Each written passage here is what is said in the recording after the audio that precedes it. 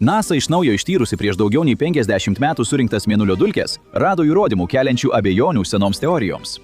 Dauguma pavyzdžių surinkta per Apollo misijas nuo 1969 iki 1972 metų. Nors daugelis tų uolienų dabar eksponuojamos muziejuose arba buvo padovanotos kaip geros valios dovanos 135 skirtingų šalių žmonėms, tačiau kai kurios liko NASA. Mokslininkai išanalizavo jų cheminę sudėtį, nors dauguma tyrimų atlikta netrukus po misijų. Siekiant išsaugoti jų vientisumą, daugelis mėginių iki pačio liko užantspauduoti vakuuminėse saugyklose, o tai, kas buvo rasta, privertė mokslininkus iš naujo permastyti senas prielaidas. Mėnulio paviršių sudaro Mėnulio regolitas, nesuspaustas medžiagos sluoksnis, dengiantis Mėnulio paviršių. Mėnulio dulkės ir dirvožemis – smulkiausios regolito dalys, o didesni fragmentai, vadinami Mėnulio uolienomis, suteikia daug mokslinės informacijos. Seniausios uolienos atskleidžia užuominų apie Mėnulio kilmę ir senų medžiagų sandarą.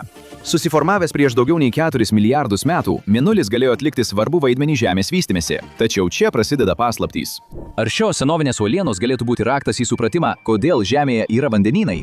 Dar prieš Apollo 11 buvo žinoma, kad Mėnulis negyva uola, bet jis vis tiek turėjo svarbų vaidmenį. Pačioje Žemės gyvavimo pradžioje mes buvome vadinamojoje auksaplaukės zonoje. Tai reta būsena, kai visos sąlygos susidaro taip, kad planeta tampa tinkama gyvybei.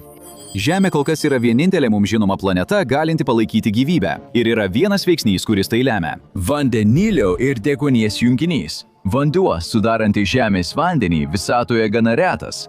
Daugelio kitų planetų vandenynai primena cheminę sriubą. Jie negeriami ar nuodingi. Visgi vanduo turi kažkur atsirasti. Klausimas dešimtmečius skatinęs astronominius tyrimus. Pusę amžiaus mokslininkai manė žino atsakymą, bet klydo. Nėra tiksliai žinoma, kiek laiko vanduo yra Žemėje, bet įrodymai rodo, kad jis atsirado dar prieš Mėnulį.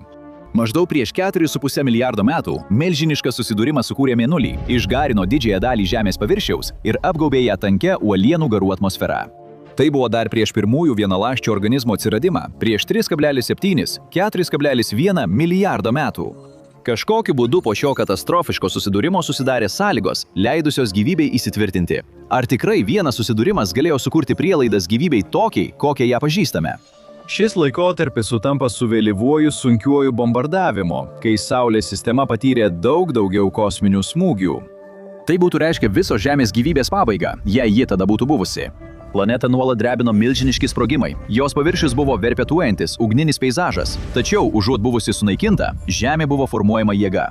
Nesuskaičiuojama daugybė sunkių kūnų trenkėsi į planetą, atnešdami naujų elementų iš kosmoso gelmių ir formuodami dar besiformuojantį jos paviršių. Ir vienas iš tų elementų galėjo būti vanduo. Vyraujanti teorija teigia, kad Žemės vanduo atsirado dėl susidūrimų su objektais iš kitų Saulės sistemos vietų. Merkurijus ir Venera negalėjo jo išlaikyti, nes buvo per arti Saulės ir dėl to išdeginti. Marsas galbūt trumpam turėjo vandenynų, kaip rodo senovinių upių vagų įrodymai, tačiau vėliau prarado savo atmosferą ir kartu su ja galimybę gyvybei. Žemė sukūrė vandenynus ir atmosferą, sudarydama sąlygas viskam vėliau. O jei ši istorija nėra visa tiesa? Universiteto kosminių tyrimų asociacija dešimtmečius saugojo dalį Mėnulio uolienų ir daug regolito. Nors šios medžiagos tyrimai yra griežtai reguliuojami, nes labai svarbu išlaikyti šiuos objektus nepažeistus, jo savybių tyrimai tęsiasi. Dr. Tonijo Gargano vadovaujama tyrėjų komanda neseniai ištyrė didelę Mėnulio mėginių kolekciją, naudodama didelio tikslumo 3 deguonies izotopų analizę. Tai padėjo geriau suprasti molekulinę uolienų struktūrą, tačiau rezultatai sukėlė daugiau klausimų nei atsakymų. Mėnulio struktūra gali atskleisti tiesą apie Žemę.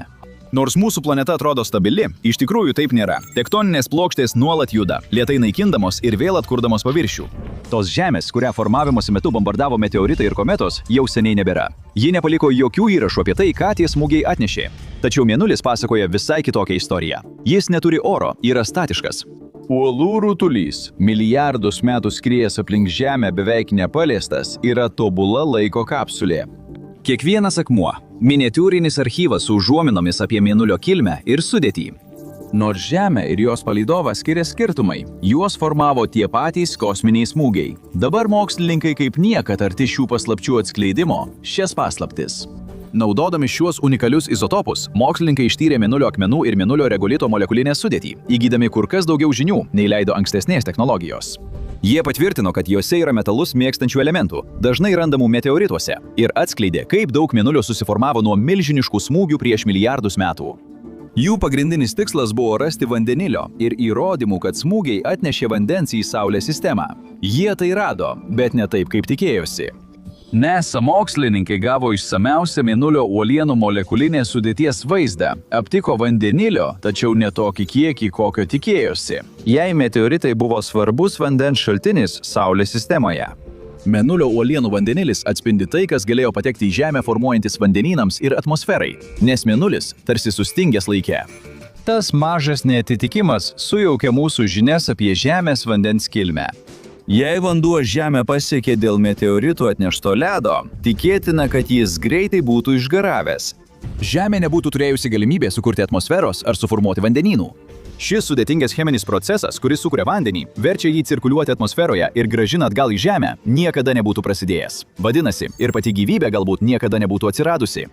Tai kelia klausimą, kuris dešimtmečius nedavė ramybės mokslininkams. Kaip viskas prasidėjo?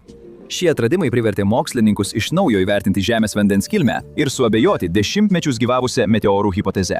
Nors anksčiau manyta, kad vandenilis ir mėnulio mėginiai patvirtina meteorų teoriją, nauja analizė rodo ką kita. Aptikti kiekiai rodo, kad meteoritai greičiausiai nebuvo pagrindinis šaltinis. Jei jie būtų buvę pagrindinis šaltinis, mėnulio paviršius dabar būtų kitoks, gal net primintų senovinius drėgnesnius Marso kraštovaizdžius. Todėl mokslininkai turėjo ieškoti kitur. Tai yra didžioji paslaptis, tam tikra prasme, kodėl mes čia esame. Nėra vandens, nėra žmonių. Ir paieškos tęsiasi, mokslininkams sutelkiant dėmesį į panašius paaiškinimus. Meteoritai ir asteroidai yra didžiausi smūgiai, kurie gali ištikti planetą, net pažįstamai pakeisdami jos paviršių. Po gyvybės atsiradimo didžiausias smūgis sunaikino dinozaurus, o baimė, kad toks įvykis gali sunaikinti žmoniją, vis dar išlieka. Tačiau jie toli gražu nėra dažniausi galaktikoje. Kometos irgi skrieja per galaktiką, bet jos nesudarytos iš uolienų.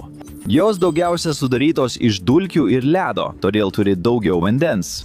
Atsitrenkusios į planetą, jos dažniau padaro tik paviršinę žalą ir subyra nuo smūgio. Todėl kosminės dulkės išsisklaido, o vanduo įsigeria į paviršių, prisidėdamas prie vandens Žemėje. Smarkių smūgių laikotarpiu į Žemę tikriausiai atskriejo daugybė kometų, bet jų pėdsakų beveik nėra. Tačiau įrodymai rodo, kad atsakymas visai kitur. Kometų mėginiai ilgai analizuoti ir nors juose yra pagrindinių vandens komponentų, molekulinė pusiausvyra netinkama. Jame daug daugiau deuterijų, vandenilių izotopų iš vandens, nei yra Žemės vandens cheminiuose komponentuose. Be to, kometų smūgių reikalingų sukurti tokį stabilų vandens lygį, kokį turime Žemėje, skaičius būtų milžiniškas. Manoma, kad kometos atnešė mažiau nei 10% Žemės vandens, todėl ieškoti reikėtų arčiau. Meteoritų teorija buvo vyraujanti keletą dešimtmečių, nes šie milžiniški dangaus kūnai buvo pakankamai dideli, kad galėtų atgabenti tiek ledo, jog visam laikui pakeistų Žemės ekosistemą. Tačiau nauji įrodymai rodo, kad nors meteoritai ir kometos prisidėjo, jų tikriausiai nepakako. Tai atnaujino idėją, jog vanduo galėjo susidaryti Žemėje be didelės išorinės pagalbos. Tai sunkiai įmanoma, nes didžiąją dalį ansvervojo laikotarpio planeta buvo per karšta skystam vandeniui išlaikyti. Net kai Žemė vėso, ją supusi visata nebuvo rami. Viena iš pagrindinių teorijų teigia, kad Žemės vandenį atnešė planetės Himalės, ledo turintys primityvūs objektai, kurie kaupėsi gravitaciniuose laukuose, tokiuose kaip asteroidų juosta. Manoma, kad šie dangaus kūnų statybiniai blokai bombardavo ankstyvąją Žemę ir Mėnulį, galbūt tapdami pristatymo tarnybą milžiniškiems vandenynams, kuriuos matome šiandien. Nerami visata sukūrė nesuskaičiuojamą kiekį objektų, kuriuos Žemės gravitacija ilgainiui pritraukė, padidindama planetos masę. Atgabentas vanduo galėjo sudaryti daugumą Žemės vandens ir suformuoti dabartinius vandenynus. Tačiau kilo kitas klausimas. Šios teorijos skeptikai pabrėžia tauriųjų dujų santykio skirtumus Žemės atmosferoje ir mantijoje, teigdami, kad jos gali būti iš skirtingų šaltinių. Tai paskatino spėti, kad dauguma Žemės vandens atsirado po Mėnulio susiformavimo, nes vėliau atkeliavo mažiau nei 1% Žemės masės. Po susidūrimo reikėjo milžiniško kiekio vandeningos medžiagos, kad atsirastų dabartiniai vandenynai. Viskas gali siekti tą didįjį susidūrimą. Hipotezė sustiprėjo po 2019 metų molibdeno izotopų tyrimo. Ją vis dar palaiko nauji įrodymai. Pagal šią teoriją, dauguma Žemės vandens atsirado po Mėnulio susidarimo susidūrimo, bet ne kaip skystis. Ankstyvųjų planetų šiluma išlaikė jį dujinėje būsenoje. kai Žemė vėso, vanduo kondensavosi ir ilgainiui lietumi užpildė dabartinius vandenynus. Ir galiausiai atsakymas gali būti sudėtingesnis, nei kas nors įsivaizdavo. Galbūt iš tiesų teisingi visi šie variantai. Vandens atsiradimo Žemėje istorija sudėtingėja dėl nuolat randamų naujų įrodymų. Technologijų pažanga leidžia mokslininkams itin tiksliai tirti Žemės paviršių ir Mėnulio uolienas, atskleidžiant pasaulio cheminę sudėtį. Tikėtina, kad vanduo į Žemę atkeliavo su meteoritais, kometomis ir planetoidais. Žemės atmosfera galėjo natūraliai susiformuoti vėstant išlydytai planetai. Šios jėgos sukūrė unikalią ekosistemą, kurią vadiname namais. Net po 50 metų šie akmenys gali slėpti paslaptis, galinčias pakeisti Žemės istoriją. Visatos paslaptys ima ryškėti. Sužinokite, ką NASA atrado Saulės sistemos pakraštyje, arba žiūrėkite šį vaizdo įrašą.